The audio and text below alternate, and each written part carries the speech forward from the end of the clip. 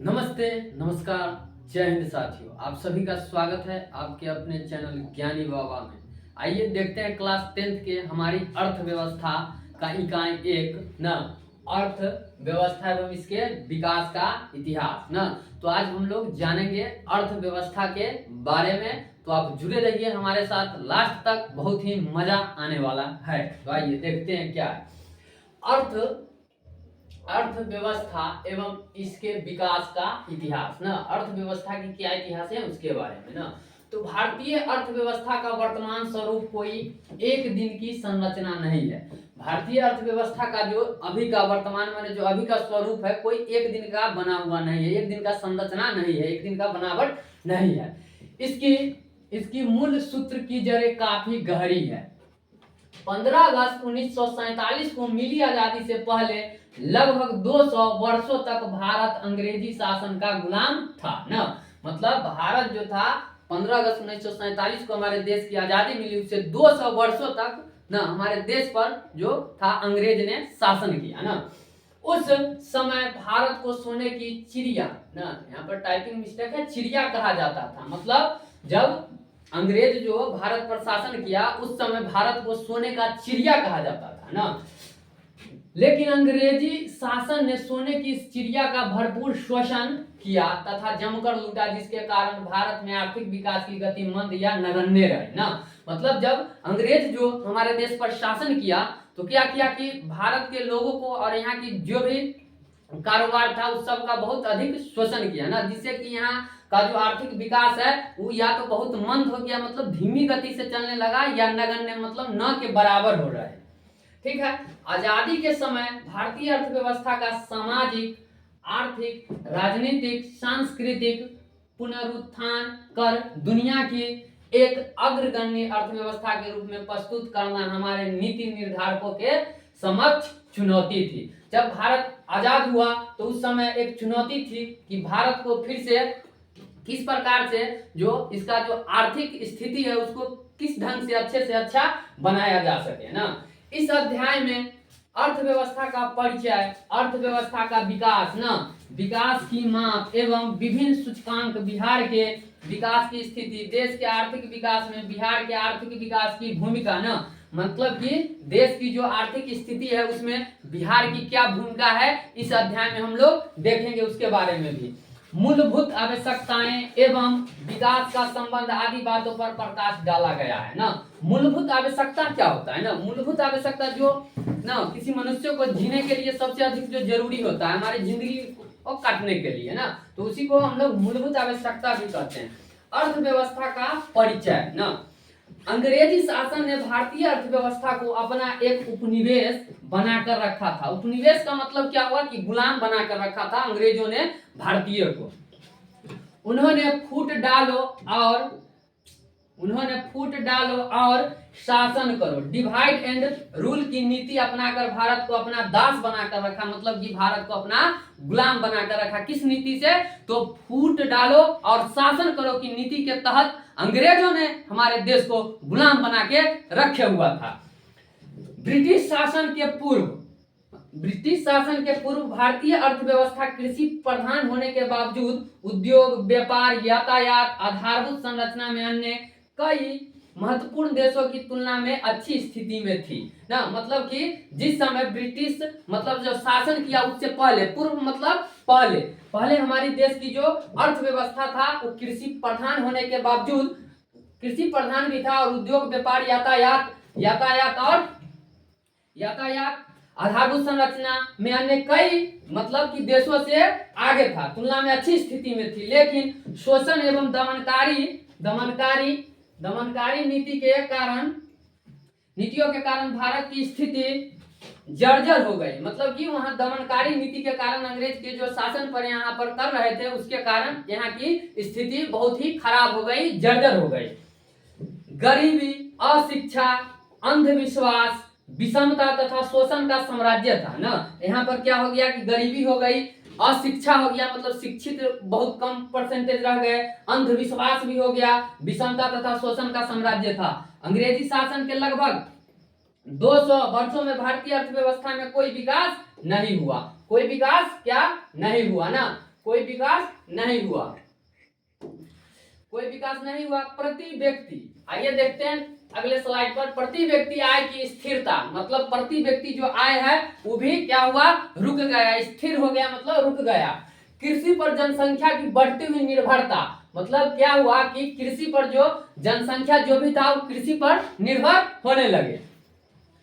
हस्तशिल्प, मतलब हाथ के द्वारा जो बनाया जाने वाला था उद्योग न का पतन तथा उसके बाद लगभग नष्ट हुई औद्योगिक व्यवस्था, इस बात को पूरी तरह स्पष्ट कर देते हैं कि अंग्रेजों ने भारतीय अर्थव्यवस्था का शोषण किया। अंग्रेजों ने भारतीय क्या अर्थव्यवस्था का शोषण किया। अच्छा, उपनिवेश, उपनिवेश का मतलब ही होता है क्या, गुलाम, मतलब कि हम लोग अंग्रेजों के जो कितने वर्षों तक, 200 वर्षों तक लगभग उनके गुलाम थे, उनके उपनिवेश थे। जब कोई भी देश किसी बड़े समृद्धिशाली राष्ट्र के शासन के अंतर्गत रहता है और उसके समस्त आर्थिक एवं व्यावसायिक कार्यों का निर्देशन एवं नियंत्रण शासक देश का होता है, तो ऐसे शासित देश को शासक देश का उपनिवेश कहा जाता है। कहने का मतलब हुआ, जब कोई समृद्धशाली देश ना किसी देश को मतलब किसी देश पर अपना शासन जब चलाता है तो उस देश को क्या कहा जाता है, उपनिवेश कहा जाता है ना। तो भारत जो है वो अंग्रेजों का 200 वर्षों तक क्या था, गुलाम था या उपनिवेश था ना।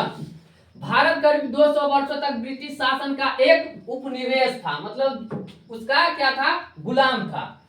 अर्थव्यवस्था का अर्थ, आइए आगे देखते हैं क्या अर्थव्यवस्था का अर्थ। हम अपने दैनिक जीवन में देखते हैं कि प्राय सभी लोग अपनी आजीविका अर्जन के लिए विभिन्न प्रकार की क्रियाओं में लगे रहते हैं ना। हम लोग देखते भी है कि सभी लोग अपने जिंदगी बिताने के लिए ना, अपने जिंदगी को अच्छे ढंग से जीने के लिए कुछ ना कुछ सभी कार्य करते हैं ना, कार्य करते हैं, विभिन्न कार्यों में लगे रहते हैं। इनकी क्रियाएं मुख्य रूप से वस्तुओं एवं सेवाओं के उत्पादन से संबंधित होती है। मतलब कि कोई वस्तु का उत्पादन करते हैं, जैसे कि देखिए गेहूं, धान, मकई, इस सब का क्या होता है, उत्पादन होता है ना। उदाहरण के लिए किसान खेत एवं खलिहान में मजदूर, कल कारखानों में शिक्षक, स्कूल तथा कॉलेजों में एवं वकील कोर्ट कचहरी में अपने कार्य में लगे रहते हैं। जैसे कि एक शिक्षक है तो स्कूल में लगे रहते हैं, अगर किसान है तो खेत खलिहानों में लगे रहते हैं, अगर लेबर मजदूर है ना तो कल कारखानों में काम करते हैं, ठीक है। तो और जो वकील है वो क्या है, तो कोर्ट कचहरी में, सभी अपने अपने विभाग में जो काम करते रहते हैं ना। अब प्रश्न यह है कि ये सभी लोग अपने अपने कार्यों में व्यस्त क्यों रहते हैं ना।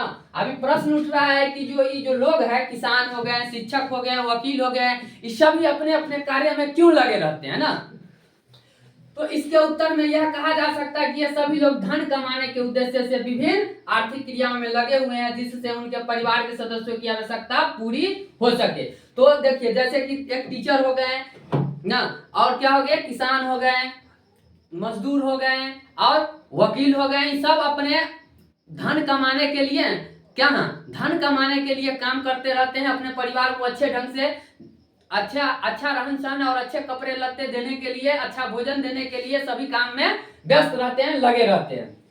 हमारी वे सभी क्रियाएं जिनसे हमें आय प्राप्त होती है आर्थिक क्रियाएं कहलाती है। जैसा कि अगर हम पढ़ा रहे हैं तो हमें पढ़ाने से भी क्या होता है, कुछ रुपया पैसा की आमदनी होती है, तो ये भी एक आर्थिक क्रियाएं कहलाती है। जिससे मतलब कि वैसा कार्य ना, कैसा कार्य, वैसा कार्य जिससे हमें कुछ धन प्राप्त हो, वो सब क्या कहलाएगी, आर्थिक क्रियाएं कहलाती है।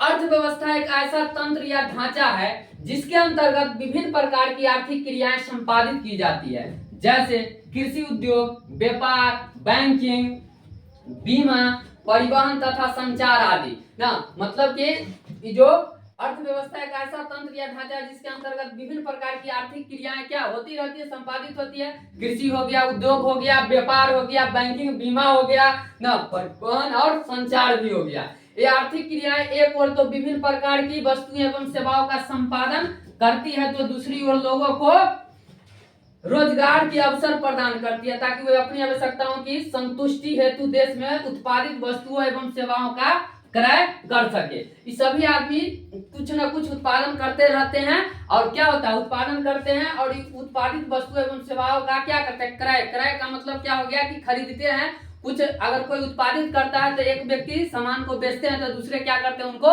खरीदते हैं। उनसे क्या होता है कि हमें आय भी प्राप्त होती है। इस तरह प्रत्येक अर्थव्यवस्था दो प्रमुख कार्य संपादित करती है ना। मतलब कहने का मतलब क्या हुआ कि अर्थव्यवस्था जो है दो प्रमुख कार्य संपादित करती है। अब क्या क्या कार्य है ये देखते हैं।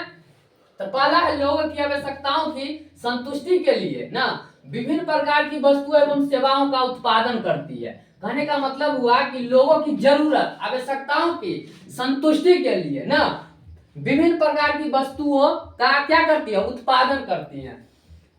दूसरा है लोगों को रोजगार के अवसर प्रदान करती है। जब भी कुछ ना कुछ काम होगा तो बहुत सारे लोगों को रोजगार मिलता है, तो रोजगार के क्या हो गए कि अवसर प्रदान होते हैं।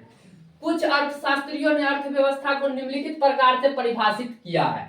उसमें है पहला आर्थर लेविस के अनुसार ना अर्थव्यवस्था का अर्थ किसी राष्ट्र के संपूर्ण व्यवहार से होता है जिसके आधार पर मानवीय आवश्यकताओं की संतुष्टि के लिए वह अपने संसाधनों का प्रयोग करता है। किनका कथन है? तो आर्थर लेविस का। ब्राउन के अनुसार क्या है? अर्थव्यवस्था आजीविका अर्जन की एक प्रणाली है। मतलब ब्राउन के अनुसार क्या है कि अर्थव्यवस्था जो है वो आजीविका अर्जन की एक प्रणाली है ना। दूसरे शब्दों में अर्थव्यवस्था आर्थिक क्रियाओं का ऐसा संगठन है जिसके अंतर्गत लोग कार्य करके अपनी आजीविका चलाते हैं ना। मतलब आर्थिक क्रियाओं का अर्थव्यवस्था एक ऐसा संगठन है ना जिसके अंतर्गत लोग क्या करते हैं, कार्य करके अपनी आजीविका मतलब अपनी जिंदगी को आगे बढ़ाते हैं। संक्षेप में अर्थव्यवस्था समाज की सभी आर्थिक क्रियाओं का योग है। मतलब समाज में जो भी कार्य होता है उन सभी का क्या है, एक योग है, मिला जुला है। इस प्रकार बिहार की अर्थव्यवस्था का अर्थ बिहार वासियों के संपूर्ण आर्थिक क्रियाओं के अध्ययन से है। कहने का मतलब क्या हुआ कि बिहार की अर्थव्यवस्था का अर्थ क्या होगा कि बिहार के जितने भी जनसंख्या उनके संपूर्ण आर्थिक क्रियाओं के अध्ययन से है, जिसके आधार पर बिहार वासियों की मानवीय आवश्यकताओं की संतुष्टि के लिए बिहार के संसाधनों का प्रयोग किया जाता है। यदि आपको यह वीडियो पसंद आता हो तो एक बार जरूर लाइक कर दीजिएगा, वीडियो को शेयर कर दीजिएगा और चैनल को सब्सक्राइब कर लीजिएगा और बेल आइकन की घंटी दबाना ना भूलिएगा ताकि हम कोई भी वीडियो अपलोड करें तो आपको सबसे पहले उसका नोटिफिकेशन पहुंच जाए। ठीक है, ये देख लेते हैं अर्थव्यवस्था की संरचना या ढांचा ना, अर्थव्यवस्था का बनावट। अर्थव्यवस्था की संरचना का मतलब विभिन्न उत्पादन क्षेत्रों में इसके विभाजन से है। चूंकि अर्थव्यवस्था में विभिन्न प्रकार की आर्थिक क्रियाएं अथवा गतिविधियां संपादित की जाती है।